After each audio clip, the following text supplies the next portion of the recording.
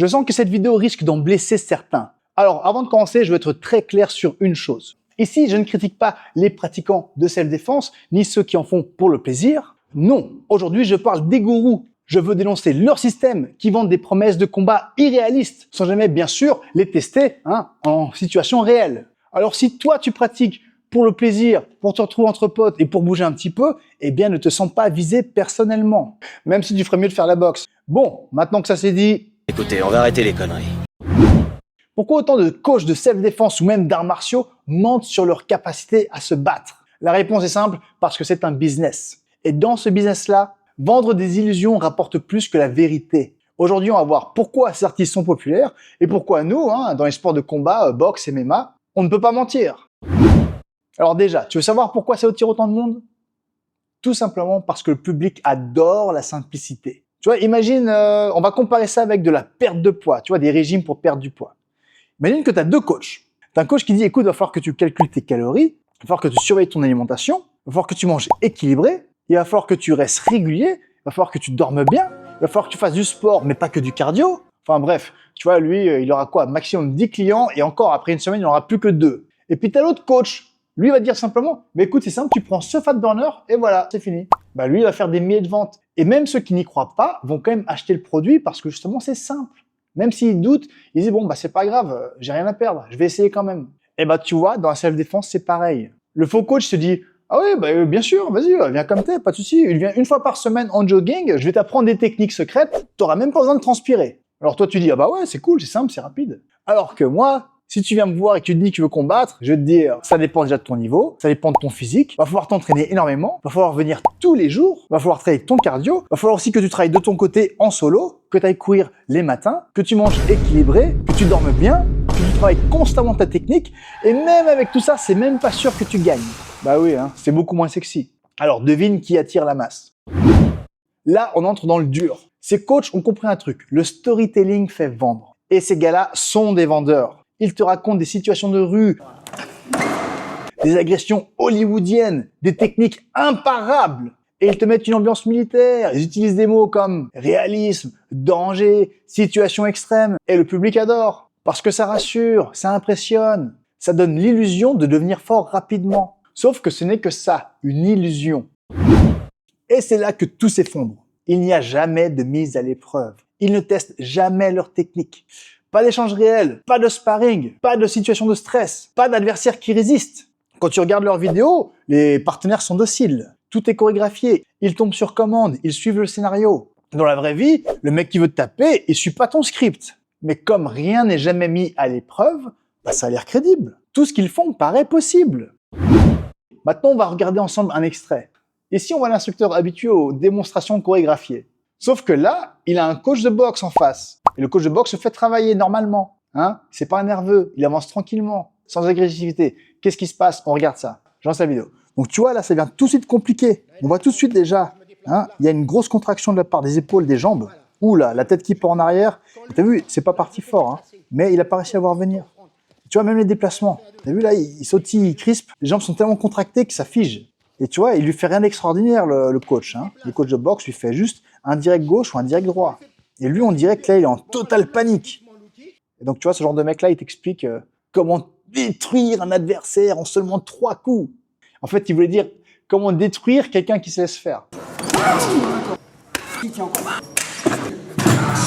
Oh, il y a une autre vidéo, attends, faut qu'on voit l'autre. Alors l'autre, il est dos au mur. Ok, donc j'ai là, direct, là, gros problème. Normalement, tu veux pas être complètement dos au mur, tu vois. Tu veux toujours laisser un petit peu d'espace, comme ça, boum, tu as de l'espace pour gérer, bloquer, esquiver. Quand tu es déjà là, tu fais quoi? C'est foutu, tu te prends des patates. Et là, c'est exactement ce qu'il fait. Donc, encore une fois, t'as pas besoin d'être un bagarreur de rue, c'est un truc que tu peux travailler tranquillement dans une salle. Tu vas être habitué à être dos aux cordes, ou dos au mur, ou dos à la cage. Ça, tu vois, là, on voit que t'as beau avoir fait des années de je sais pas ce qu'il fait, ça t'apporte rien. Ça t'apporte rien. Tu vois, face à un mec qui est en face de toi et qui te met même pas des coups forts. Franchement, il fait toutes les... Je sais que c'est pas un boxeur taille, mais quand même, il fait énormément d'erreurs. Là, il s'agit plus de boxe taille, Là, il s'agit juste de combattre. Tu combats pas comme ça. Mouvement lent, il revient pas en garde, protection bizarre. Bon, allez, j'arrête le clash.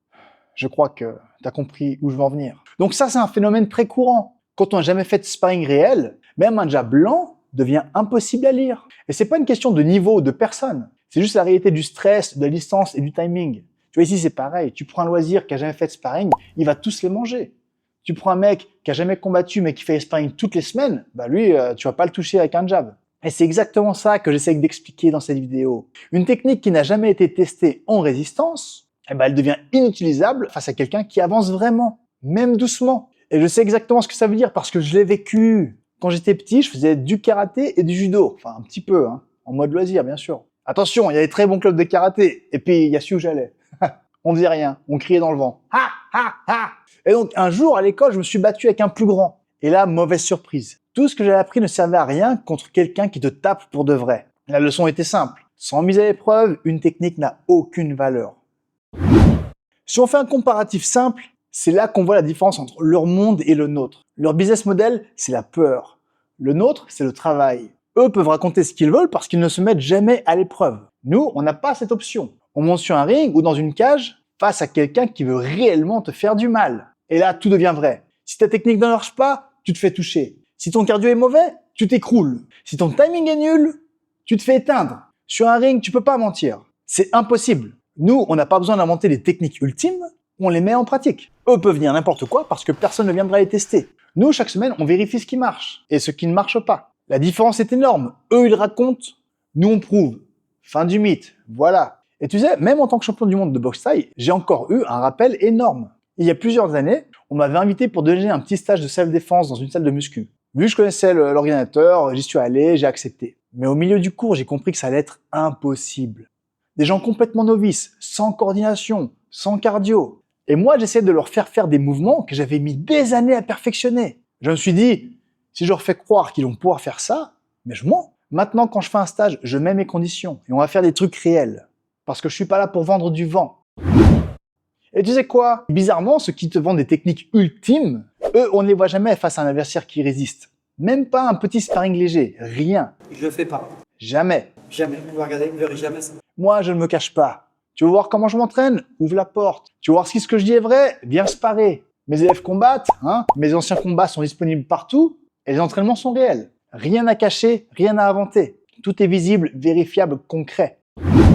Et si c'était juste du business, honnêtement, ça ne me perturberait même pas. Parce qu'au final, chacun fait ce qu'il veut de son temps et de son argent. Mais là où j'ai un vrai gros problème, c'est que ces mensonges deviennent dangereux. Tu vois, le souci, c'est pas le marketing ou l'ego de leur maître. Le problème, c'est la fausse confiance qu'ils donnent à leurs élèves.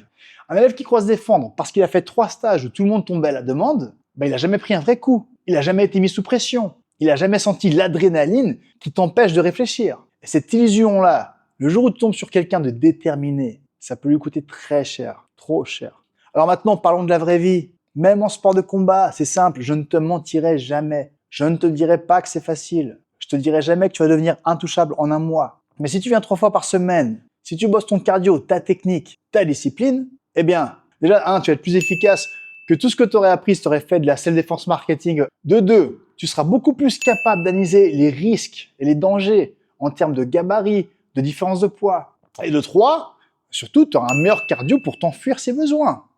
Et oui, tu vois, s'il faut s'enfuir, moi, je vais plutôt viser sur un des boxeurs que sur un gars de... T'as compris où je veux en venir.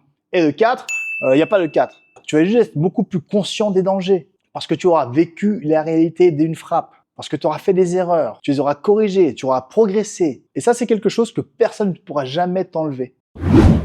Donc, en conclusion, voilà ce qu'il faut retenir.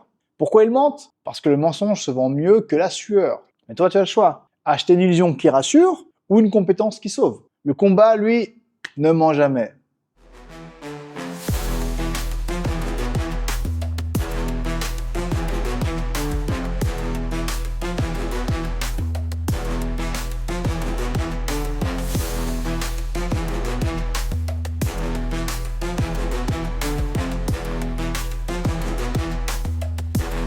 ¡Afuera!